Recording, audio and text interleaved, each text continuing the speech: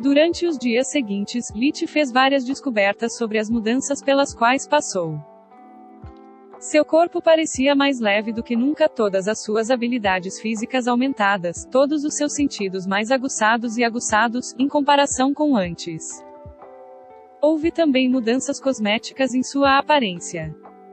As pintas em seu corpo encolheram visivelmente, sua pele estava mais lisa do que depois de um tratamento de SPA na Terra e a maioria das sardas ao redor do nariz e dos olhos desapareceram. Lit tomou nota de todas essas mudanças, tentando entender o que havia acontecido, mas ele não podia se importar menos com os efeitos de embelezamento. Mesmo sem verrugas e sardas, ele ainda pareceria um caipira grosseiro. Se sua mãe havia passado alguma coisa para ele, ele não conseguia perceber. Ao contrário de suas irmãs, Lit não tinha nada de sua beleza ou graça. Elina se movia como uma bailarina, enquanto ele era rude e desajeitado o suficiente para se sentir como um homem das cavernas. Lit tinha olhos profundos como seu pai, uma testa alta e um nariz um pouco grande demais para ser proporcional ao seu rosto. Ele não era feio, mas nem mesmo bonito. O melhor que ele poderia dar a si mesmo foi um sólido 6 em 10. A única esperança de melhoria de Lit era o surto de crescimento adolescente para se livrar de sua constituição magra e esquelética. Descobrir as mudanças no núcleo de mana exigia ainda mais tempo. Lit entendeu que sua mana havia passado por uma mudança qualitativa, tornando-se mais pura e densa. Isso permitiu que ele lançasse feitiços mais fortes, também reduzindo o tempo que ele precisava para manipular a magia elemental e espiritual, resultando em uma velocidade de lançamento mais rápida. Através do invigorete, ele agora podia detectar a presença daquele material parecido com alcatrão espalhado por todo o corpo, em seus órgãos, vasos sanguíneos e até mesmo na via neural. Sempre que ele usava a técnica de acumulação, ele podia sentir as partículas menores parecidas com alcatrão sendo puxadas em direção ao núcleo de mana, enquanto as maiores se fragmentavam com o tempo, diminuindo de tamanho antes de realmente se mover. Confiante em sua nova força, Lit começou a se aprofundar na floresta, caçando presas maiores. Ele não tinha mais medo de predadores. Em vez de evitá-los, ele começou a cuidar deles. Lit queria que sua família tivesse pele suficiente para fazer um conjunto de roupas quentes para todos.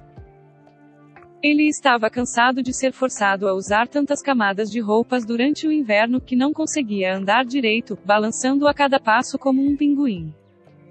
O problema era que Lit ainda se movia pela floresta fazendo muito barulho, exalando intenção assassina suficiente para assustar qualquer coisa que não fosse estúpida ou desesperada o suficiente para ficar em seu caminho. Foi apenas graças ao feitiço Life Vision combinado com magia espiritual que ele ainda era capaz de caçar.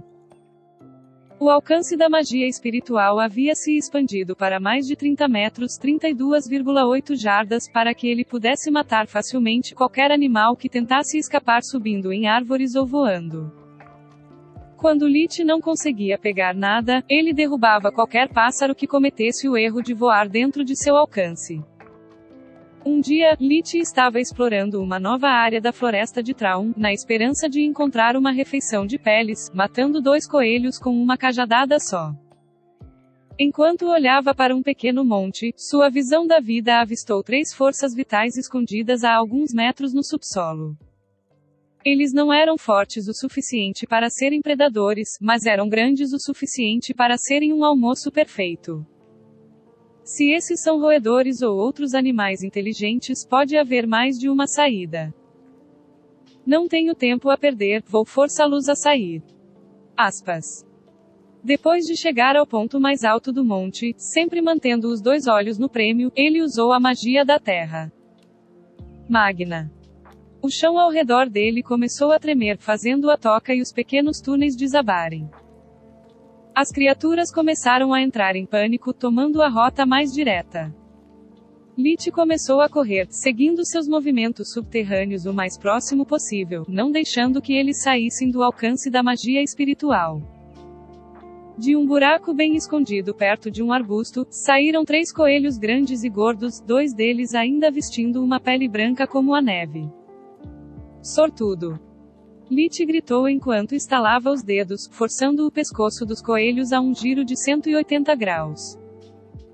Vou ficar com o branco-marrom para mim, enquanto troco as outras 2 peles com Celia por uma de menor qualidade, mas muito mais quantidade. Hoje é realmente meu dia de sorte. Lit estava tão acostumado a ficar sozinho na floresta para sempre pensar em voz alta, para quebrar a sensação de isolamento. Ele pendurou os coelhos no cinto pelas orelhas e começou a caminhar em direção à casa de Celia. Depois de alguns passos, Lit ouviu um som estranho se aproximando. Ele nunca tinha ouvido antes, então começou a procurar sua fonte. Logo ele pôde ver 2 cavalos ao longe, galopando em sua direção. F****si. Parece que eu falei muito alto. Lutar ou fugir? Para responder à sua própria pergunta, ele ativou a visão da vida novamente. Os cavalos eram apenas cavalos, enquanto os homens estavam longe de ser impressionantes. O que estava tomando o ponto era tão forte quanto Celia, enquanto o que estava atrás era ainda mais fraco que Haas, o pai de Lit. Lit se forçou a esconder um sorriso cruel. Bem. Meu primeiro encontro com completos estranhos neste novo mundo. Eles são boas pessoas. Aposto que humanos são humanos em todos os lugares. Isso significaria que eles são idiotas.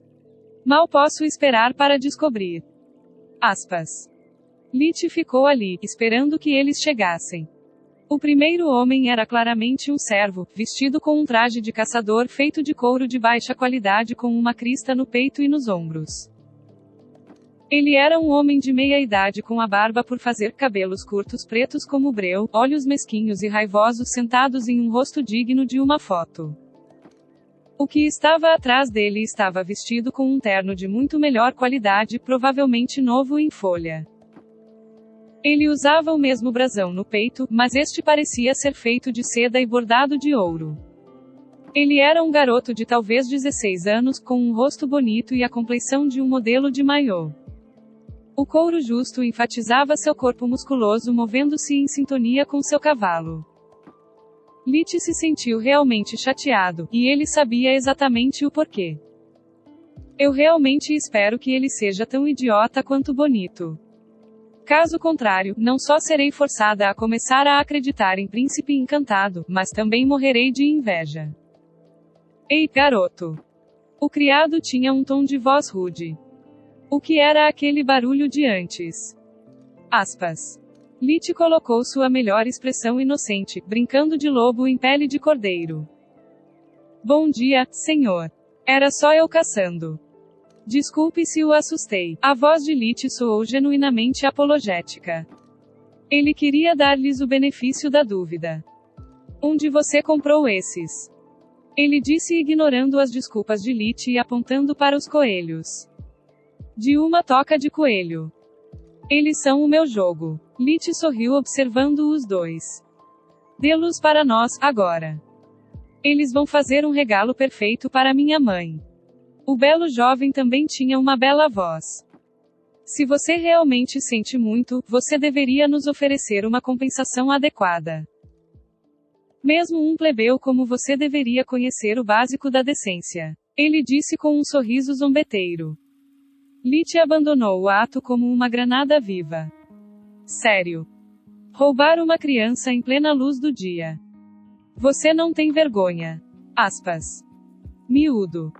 O servo repreendeu. Você sabe com quem está falando. Ele é filho do Barão Hattin, senhor dessas terras.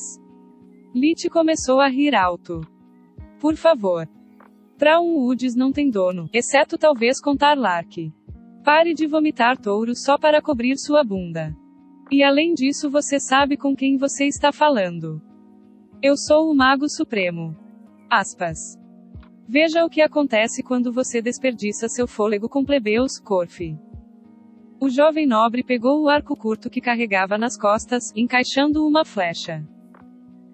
Eles são muito estúpidos, está na natureza das coisas.